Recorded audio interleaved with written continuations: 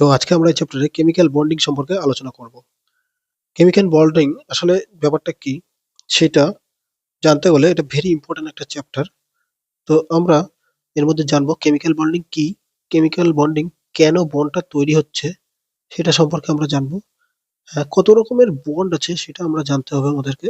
আর কোন বন্ডের কি কি বৈশিষ্ট্য আছে, এই টোটাল চারটে জিনিস যদি জানতে পারি কেমিক্যাল বন্ডিং সম্পর্কে আমাদের ধারণা একদম স্বচ্ছ, একদম ক্রিস্টাল ক্লিয়ার হয়ে যাবে। Let's start.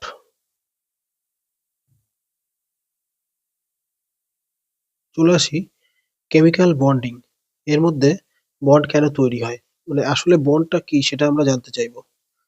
দুই বা ততোধিক পরমাণুর মধ্যে থাকা যে আকর্ষণ শক্তি, যার ফলে তারা যার ফলে তারা একসাথে যুক্ত থাকতে চায়।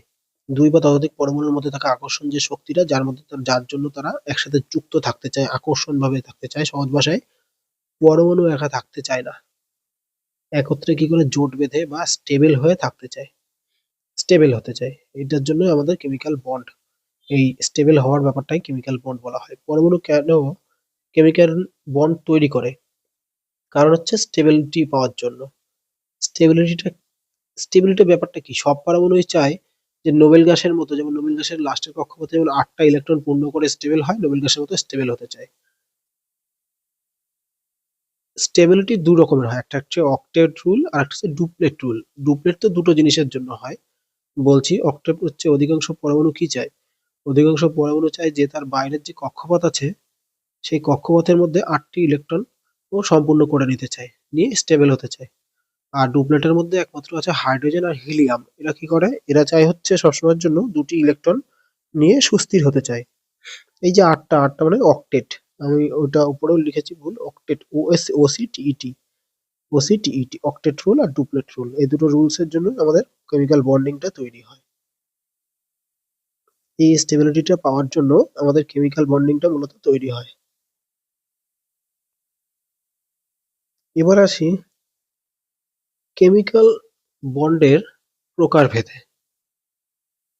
কেমিক্যাল বন্ডের টোটাল 4 টাইপের বন্ড আছে। একটা হচ্ছে আয়নিক বন্ড, একটা হচ্ছে কোভ্যালেন্ট বন্ড বা সমযোজী বন্ধন, একটা হচ্ছে কোঅর্ডিনেট বন্ড, আর একটা হচ্ছে মেটালিক বন্ড। তো 4 রকম বন্ড সম্পর্কেই আমরা সুন্দরভাবে পড়বো। তো প্রথমে আসি আয়নিক বন্ড। কাকে বুঝবো আয়নিক বন্ড? একমাত্র হচ্ছে ইলেকট্রন কি করবে, ট্রান্সফার করবে। এক্ষেত্রে কি হয়, ইলেকট্রনটা ট্রান্সফার হয়, পরমাণু কি করে ইলেকট্রন দেয় আর একটা পরমাণু আবার ইলেকট্রন নেয়। একটা পরমাণু ইলেকট্রন দেবে, অন্য পরমাণু ইলেকট্রন নেবে, তখন এটা আয়নিক বন্ড, মানে দুটো আয়ন শেয়ার করে। যেমন ধরো NaCl, ধাতু অধাতুর মধ্যে আয়নিক বন্ডের শেয়ার হয়। Na টা ধাতু, Cl টা অধাতু। Na plus Cl minus, Na টা কি করবে, ইলেকট্রন দেবে, Cl টা ইলেকট্রন নেবে, এটাকে বলা হয় আয়নিক বন্ড। এদের কিছু বৈশিষ্ট্য আছে, বৈশিষ্ট্যগুলো একটু দেখে নিই। বৈশিষ্ট্য হলো শক্ত হবে আর ভঙ্গুর হবে। হ্যাঁ, গলনাঙ্কটা হবে বেশি, অনেক বেশি। জলে দ্রবণীয় হবে, সোডিয়াম যেমন জলের মধ্যে থাকে। গলিত অবস্থায় কি হবে, বিদ্যুতের পরিবাহী হবে, ধাতুরা তো বিদ্যুতের পরিবাহী। এবার আসি কোভ্যালেন্ট বন্ড। আগেরটা ছিল আয়নিক বন্ড, যেটা ইলেকট্রন ট্রান্সফার হতো, আর এটা হবে ইলেকট্রন শেয়ারিং। ইলেকট্রন শেয়ারিং কিছু কেউ দেয় না, শুধুমাত্র কেউ কি করে, কেউ দেয় না, নেয় না, শুধু শেয়ারিং করে। সবাই কি করে, ভাগাভাগি করে নেয়, ইলেকট্রনটা শেয়ারিং করে নেয়। কালিটা একটু চেঞ্জ করে নিই। কি করে সাধারণত কি হয়, অধাতুর সাথে অধাতুরই আমাদের কোভ্যালেন্ট বন্ডটা দেখতে পাওয়া যায়। উদাহরণ হিসেবে দেখাচ্ছি, হাইড্রোজেন, অক্সিজেন, CO2, CH4। একটা CH4 দিয়ে দেখিয়ে দিচ্ছি, কার্বনের 4টি হাতে 4টে হাইড্রোজেন বসে গেল, এটাকে বলা হয় কোভ্যালেন্ট বন্ড। কি করে, ওরা শেয়ার করে বন্ড। বৈশিষ্ট্য কি দেখে বুঝবো, এদের বৈশিষ্ট্য নরম হবে, গলনাঙ্কটা হবে একটু কম। হ্যাঁ, বিদ্যুতের কি হবে, পরিবাহী নয়, যেহেতু এটা অধাতু। জলে কম দ্রবণীয় হবে। এইগুলো হচ্ছে কোভ্যালেন্ট বন্ডের বৈশিষ্ট্য। কোঅর্ডিনেট বন্ড, কোঅর্ডিনেট বন্ড হচ্ছে একই পরমাণু দুটো ইলেকট্রন দেয়। এটা একটু কনফিউজিং ব্যাপার। একই পরমাণু দুটো ইলেকট্রন দেয়, দেখতে কি রকম, কোভ্যালেন্ট বন্ডের মতো, কিন্তু আচরণ করে আয়নিক বন্ডের মতো। উদাহরণ হিসেবে বলতে পারি আমরা NH4 plus, H3O plus, CO। এগুলো উদাহরণগুলো মনে রাখবে, খুব পরীক্ষায় আসে। আসি এবার মেটালিক বন্ডে। মেটালিক বন্ড হচ্ছে ধাতুদের মধ্যে হয়, ধাতুদের মধ্যে যে বন্ড হয় মেটালিক বন্ড। ধাতুর পরমাণুর মধ্যে যে ইলেকট্রন থাকে, যেখানে সি অফ ইলেকট্রন মানে গাদা গাদা ইলেকট্রন থাকে, এর জন্য কি হয়, ধাতুরা কি হয়, বিদ্যুতের পরিবাহী হয়। বিদ্যুতের পরিবাহী যেটা হবে সেটা তাপেরও পরিবাহী হবে, তাপ পরিবাহী হবে। আর হচ্ছে নমনীয় হবে, টানা যায়। ঠিক আছে, এই গেল আমার টোটাল 4 রকমের কেমিক্যাল বন্ড। ভ্যালেন্সি দুটো তিনটা ছোট ছোট জিনিস। ভ্যালেন্সি হচ্ছে যোজ্যতা বা ইলেকট্রন দেওয়া বা নেওয়া বা শেয়ারিং করার যে ক্ষমতা, তাকে বলা হয় ভ্যালেন্সি। ঠিক আছে, শেয়ারিং করার ক্ষমতা বা দেওয়া বা নেওয়াকে বলা হয় ভ্যালেন্সি। কতগুলো দিতে পারবে বা নিতে পারবে বা শেয়ার করতে পারবে, সেটা হলো তার ভ্যালেন্সি।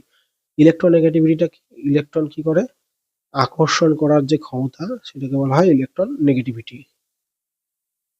পার্থক্য বেশি হয় মনে রাখবে আয়নিক বন্ডে ইলেকট্রোনেগেটিভিটির পার্থক্য, আর কম হয় হচ্ছে কোভ্যালেন্ট বন্ডে। এই দুটো পরীক্ষায় খুব আসে। তাহলে একটু শর্ট করে বলে দিতে চাই। মলিকুলার যে শেপ, এটা হচ্ছে ভেসপার থিওরি দিয়ে মাপা হয়। এটা মনে রাখবে, ভেসপার থিওরি দিয়ে মলিকুলার শেপ কিভাবে, এর শেপ ঠিক হয়। মলিকুলার যে একটা মলিকুল আছে তার শেপটা কিভাবে ঠিক হয়, ইলেকট্রন পেয়ার গুলো একে অপরের সাথে যেরকম বিকর্ষণ বলে মানে দূরে দূরে থাকবে, সেরকম যে বিকর্ষণ বলটা তার মধ্যে একটা শেপ তৈরি হয়, যত দূরে সম্ভব থাকতে চায় ইলেকট্রন পেয়ারটা। মানে কার্বনের সাথে যেমন CH4 কার্বনের সাথে হাইড্রোজেন যদি আমি রাখি, তাহলে তার মধ্যে একটা টেট্রাহেড্রন মানে চারদিকে 4টে পা, মাঝখানে কার্বন থাকবে, চতুস্থলকীয়। তারপর NH3 পিরামিডাল থাকবে, H2O বেন্ট, এরকম টাইপের হবে। এগুলো পরীক্ষায় আসে। এটা একটা শর্ট ধারণা ছিল। আশা করি এই পর্যন্ত তোমরা ক্লিয়ার করেছো কেমিক্যাল বন্ডিং সম্পর্কে একটা ছোট্ট ধারণা।